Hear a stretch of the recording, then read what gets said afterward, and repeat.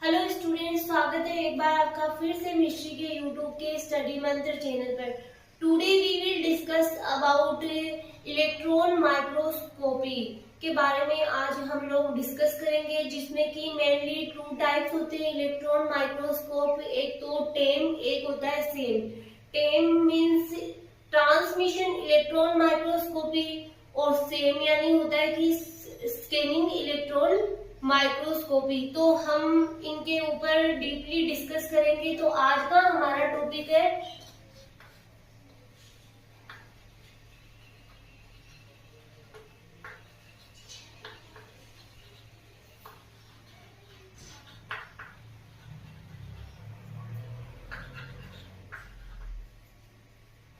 Transmission electron microscopy.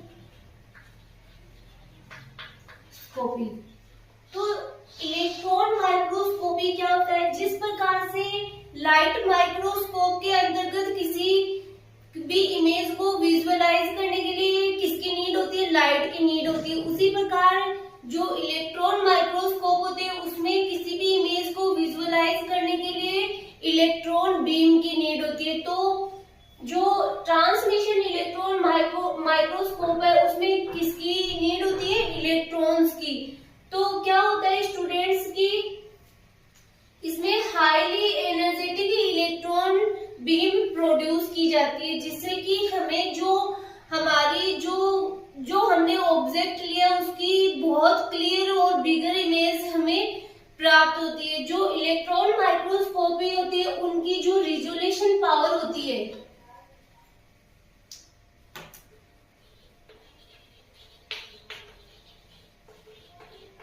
वो बहुत high होती है, जिससे कि क्या होता है जो हमें इमेज प्राप्त होती है वो बहुत अधिक क्लियर प्राप्त होती है। लाइट माइक्रोस्कोप की कंपैरिजन जो इलेक्ट्रॉन माइक्रोस्कोप होते हैं उनके रिजोल्यूशन पावर बहुत हाई होती है, जिससे कि जो हमें इमेज मिलती है वो बहुत ज्यादा क्लियर प्राप्त होती है। अब हम बात करते हैं कि आज हम लोग क्या क्या स्टडी करेंगे। आज हम लोग पहले तो इलेक्ट्रॉन माइक्रोस्कोपी की डेफिनेशन स्टडी करेंगे, इनके नोट्स प्रिपेयर करेंगे। फिर हम लोग स्टडी करेंगे आज टेम के अंदर हम लोग स्टडी करेंगे इसका प्रिंसिपल, फिर इसका सैंपल प्रिपरेशन, फिर हम लोग स्टडी करेंगे सैंपल प्रिपरेशन के बाद में इसकी वर्किंग प्रोसेस। इनके ऊपर आज हम लोग डिस्कस करेंगे और इनके आज हम नोट्स बनाएंगे। मैं पहले आपको थोड़ा इंट्रोडक्शन के रूप में बता देती हूँ कि टेम जो होता है उसकी किस प्रकार से वर्किंग प्रोसेस होती है। तो हम लोग बात करते हैं ट्रांसमिशन इलेक्ट्रॉन माइक्रोस्कोप। सबसे पहले तो ये होता क्या है? ये एक प्रकार का इस प्रकार का माइक्रोस्कोप होता है जिसके द्वारा हम किसी ऑब्जेक्ट की इनर स्ट्रक्चर को विजुअलाइज कर सकते हैं। फिर हम लोग बात करते हैं कि इसमें क्या क्या प्रेजेंट होता है। देखो स्टूडेंट्स, इसमें एक इलेक्ट्रॉन सोर्स प्रेजेंट होता है जिसके द्वारा इलेक्ट्रॉन बीम प्रोड्यूस की जाती है। फिर हम लोग बात करें कि इसमें क्या होता है कि एक इलेक्ट्रॉन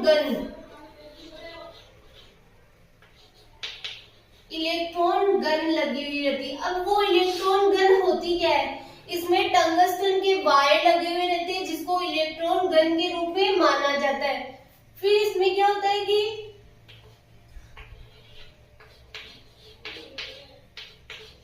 इसमें कंडेंसर लेंस लगे हुए रहते हैं जहां से इलेक्ट्रॉन बीम होकर के गुजरती है। फिर क्या होता है इसमें वैक्यूम मेंटेन किया जाता है। इसमें वैक्यूम मेंटेन किया जाता है ताकि वैक्यूम इसलिए मेंटेन किया जाता है ताकि जो हम लोग इलेक्ट्रॉन बीम रिलीज हो रही है वो क्या हो, किसी भी एयर पार्टिकल के साथ में डिस्ट्रैक्ट ना हो या फिर उसके साथ इंटैक्ट ना हो। वो सीधी कहाँ पे फॉलो? सीधी सैंपल पे फॉलो,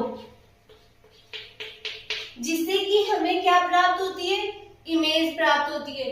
जो इलेक्ट्रॉन बीम सैंपल पर फॉल हो रही है। अब ये सैंपल क्या होता है कि सैंपल कोई भी टिश्यू है, सेल है, जिसको हम पहले प्रिपेयर करते हैं। अब आगे हम लोग, अभी तो मैं ब्रीफली बता रही हूँ, फिर हाँ ब्रीफली आगे स्टडी करेंगे कि सैंपल किस प्रकार से प्रिपेयर किया जाता है। सैंपल प्रिपरेशन को भी हम लोग स्टडी करेंगे। फिर सैंपल जो प्रिपेयर किया हुआ सैंपल है वो यहाँ पे इंस्ट्रूमेंट में रखा जाता है। फिर यहाँ पे इलेक्ट्रॉन बीम इसके ऊपर जब फॉल होती है तो हमें क्या होता है कि फ्लोरोसेंट स्क्रीन पर हमें क्या मिलती है, इमेज प्राप्त होती है। ये यहाँ पे स्क्रीन,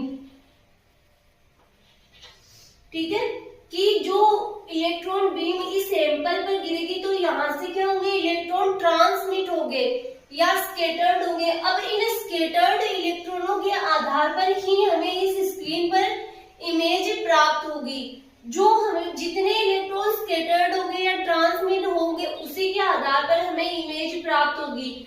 तो जो ये हमें इमेज प्राप्त होती है वो लाइट माइक्रोस्कोपी की तुलना में बहुत अधिक क्लियर और बिगर इमेज हमें प्राप्त होती है किसी सेल या टिश्यू की।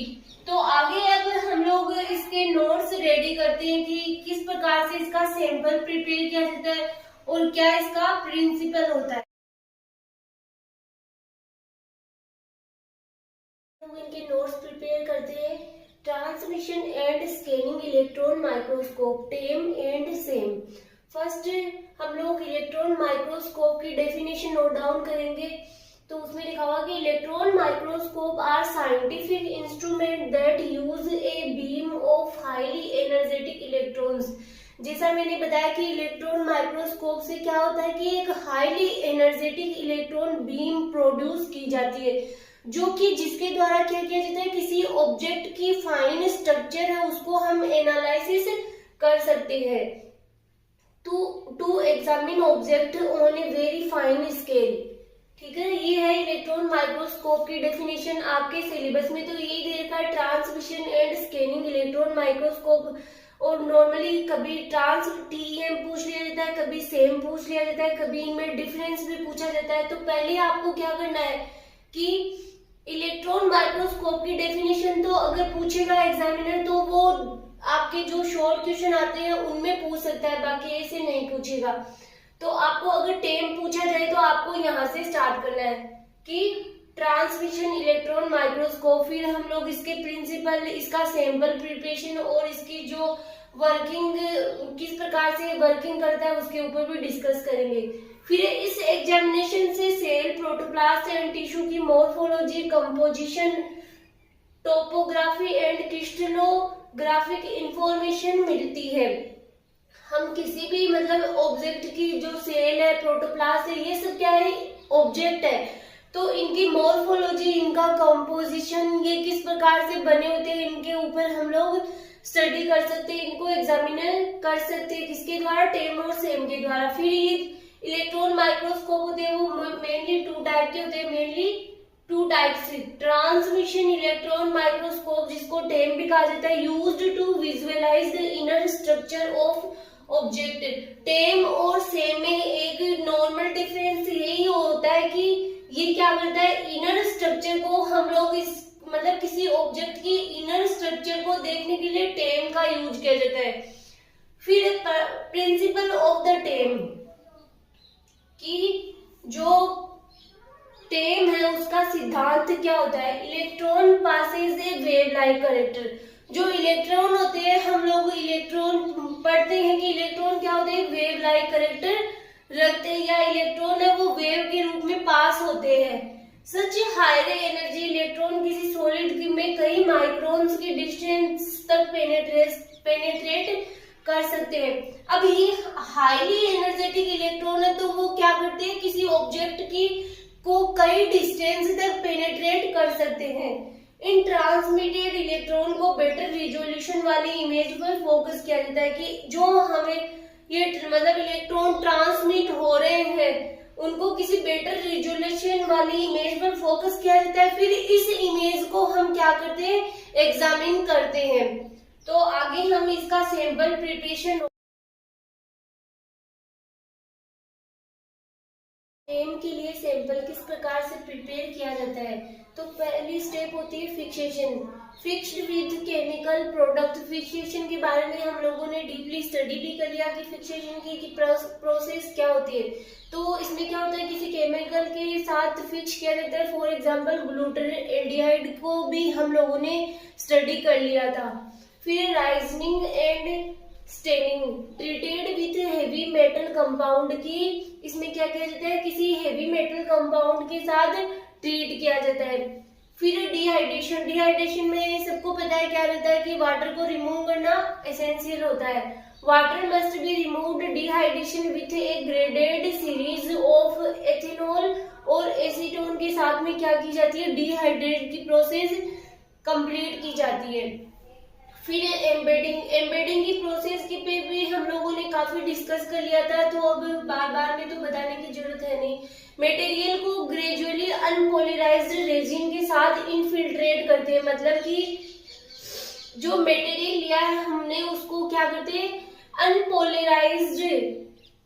अनपॉलीमराइज्ड रेजिन के साथ इनफिल्ट्रेट करते हैं। रेजिन इनफिल्ट्रेटेड मटेरियल को स्मॉल पीसेस स्मॉल होल्डर में प्लेस करते हैं। कि पहले तो क्या करते हैं कि किसी रेजिन के साथ इनफिल्ट्रेट करते हैं, फिर उन्हें स्मॉल होल्डर में ट्रांसफर कर देते हैं।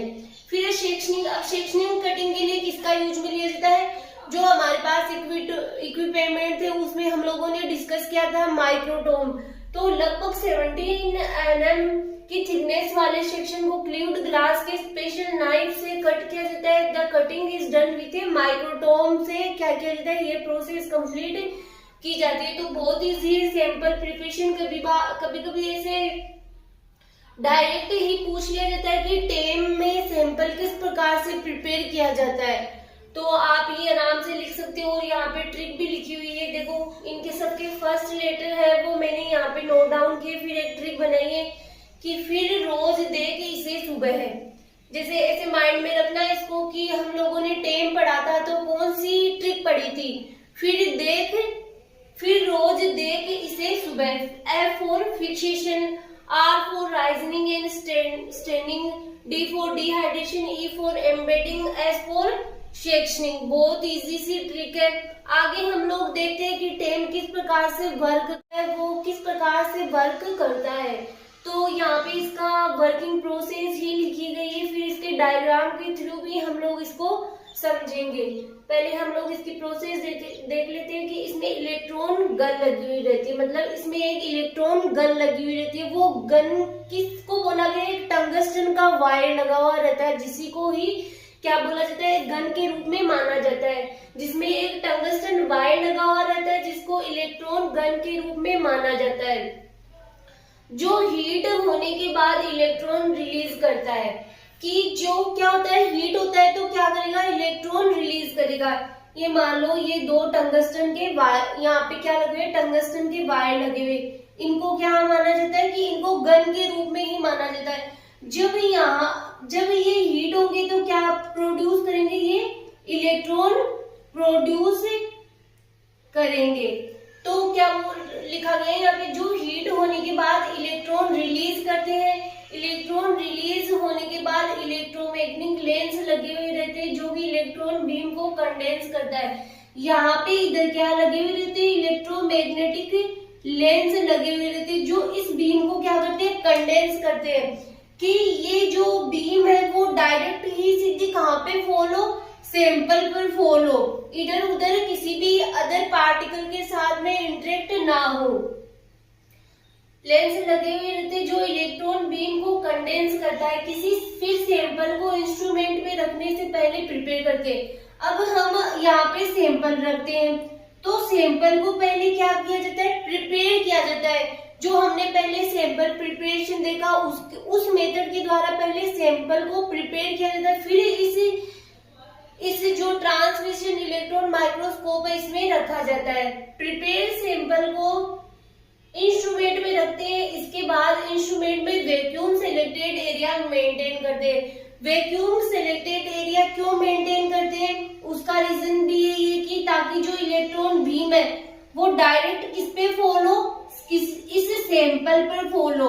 और जब ये इलेक्ट्रॉन बीम इस सैंपल पर फॉल होगी तो हमें इमेज कहाँ पे दिखाई देगी, किसी कंप्यूटर पर या किसी स्क्रीन पर, जो हमने सिलेक्टेड स्क्रीन ले रखे फ्लोरोसेंट स्क्रीन पर दिखाई देती है वैसे तो इसमें।